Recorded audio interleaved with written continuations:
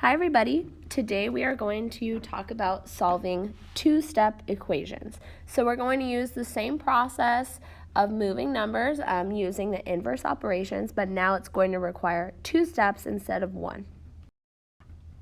So here's the question of the day. Where do we start if there are two different operations? So let's look at this first example.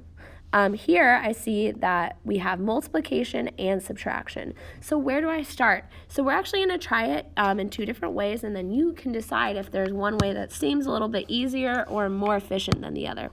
So let's say we decide to move this -6 first. The inverse operation of subtraction is addition. So I'm going to add 6 to both sides. Then I have 5 times x equals 20. And the inverse operation of multiplication is division. So I'm going to divide by 5 on both sides. 5 divided by 5 is 1. So I'm left with 1x, which we just write as x. 20 divided by 5 is 4. So if we choose to add first and then divide, I think that it's a pretty straightforward process. So let's see what happens if we decide to move this 5 first. So once again, the inverse of multiplication is division. But when you divide both sides by 5, you have to divide the entire left side, meaning the 5x and the -6. So we're going to divide both of those by 5. 5x divided by 5 is 1x.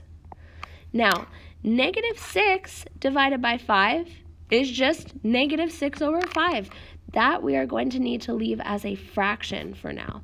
Also, 5 doesn't divide into 14 evenly, so we're going to leave that as a fraction as well. So here I'm left with x minus 6/5. The inverse operation of subtraction is addition, so I'm going to add 6/5 to both sides. So here's a little review of adding fractions. These cancel out, and I'm left with x equals. Now, if our denominators are the same, we can add these two fractions, and our result will have the same denominator of 5. Then all we need to do is add up the numerators. 14 plus 6 is 20, and then 20 divided by 5 is 4. So you can see that we actually get the same answer no matter where we start. However, you might be able to tell that this way looks a little bit easier than this way. So remember what we did first here. We found the number without the variable, and we moved that first using our inverse operation. Now let's try one more doing both ways to make sure that there is a certain method that's easier than the other. So here I found my variable, so I need to move this 7 and this 4. So let's see what happens if we start by moving the 4. The inverse of addition is subtraction, so I'm going to subtract 4 from both sides. Here I have -3 plus -4. Since they're the same side, I'm going to add the values, and the larger value tells me the sign of my answer. Here I'm left with 7x. These will cancel out. Now, what I have left to remove is this 7. This is multiplication, so the inverse operation is division.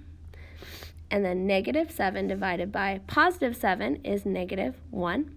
7 divided by 7 is 1, so I'm left with 1x. So not too bad. Now, let's see what happens if I decide to move the 7 first. So the inverse of multiplication is division, but remember we need to divide the entire side.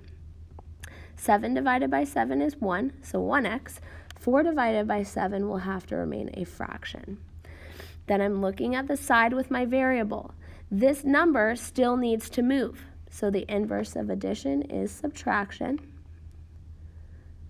And once again, we need to add fractions. So luckily our denominator is the same. And then -3 and -4 makes -7. They're the same type of number, so we can combine. And when we simplify, we end up with the same answer, x equals -1. But once again, this version is much easier than this. So I'm wondering if we can generalize a rule for solving equations with two different operations. So what you might have noticed is it was much easier for us to add or subtract first. So I'm going for a rule. Let's say add or subtract first. Then you can multiply or divide. And here's just a little tip. Find the number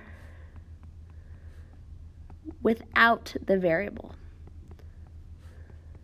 Remember, the variable is the letter that represents an unknown.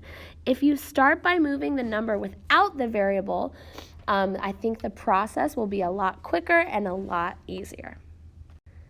Okay, so let's try this example together, these two problems, and then you're going to try a couple on your own. So once again, here's my variable. I need to move this -2 and this +6, but I'm going to start with the number alone. So the inverse of +6 is -6. I'm going to subtract 6 on both sides. X divided by -2, these turn to 0. 4 minus 6 is -2. Since the signs are different, I subtract the values. 6 minus 4 is 2. Since I started with more negatives, I end up with a negative answer. Now here, I still need to move this -2. The inverse of divide is multiply. So I'm going to multiply both sides by -2. Remember, if this number is negative, you should use a negative in your inverse operation. On the left, this simplifies to 1x, and -2 times -2 becomes +4. Remember, our rule for multiplying or dividing is 2 negatives make a positive. Now let's try this other example.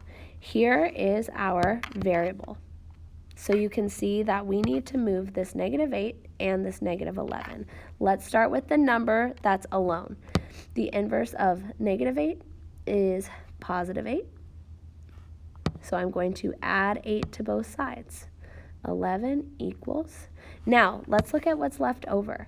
This -8 is now gone. However, this negative sign belongs to the 11. So when you write your next line, make sure you include the negative. This negative tends to really disappear. That's probably one of the most common mistakes I see. So this negative, remember, belongs to the thing after it, and it needs to stay there. Now here, next to my x, I need to get rid of this -11. This operation is multiplication, so the inverse of that is division. So I'm going to divide both sides by -11, and I end up with -1 equals 1x, which of course we just write as x. All right, go ahead and pause the video and give this problem a try. We're going to check your answers in just a minute. All right, so go ahead and look. For part A, we should have started by adding 2 on both sides. Check this number, it should be -3. And then we multiply both sides by 9. Remember, we only care about the numbers that are on the same side as your variable. Those are the numbers we need to move. Here, my variable is right here, so I'm going to start by moving the 9 to the other side by subtracting it from both sides. I see that I still need to move the 2, so I'm going to remove that by dividing it from both sides, and I'm left with x equals -2. All right, I have a few mixed review problems for you guys, so why don't you take a minute and give these a try, and if you need a little extra practice, and then we're going to check the answers in just a moment.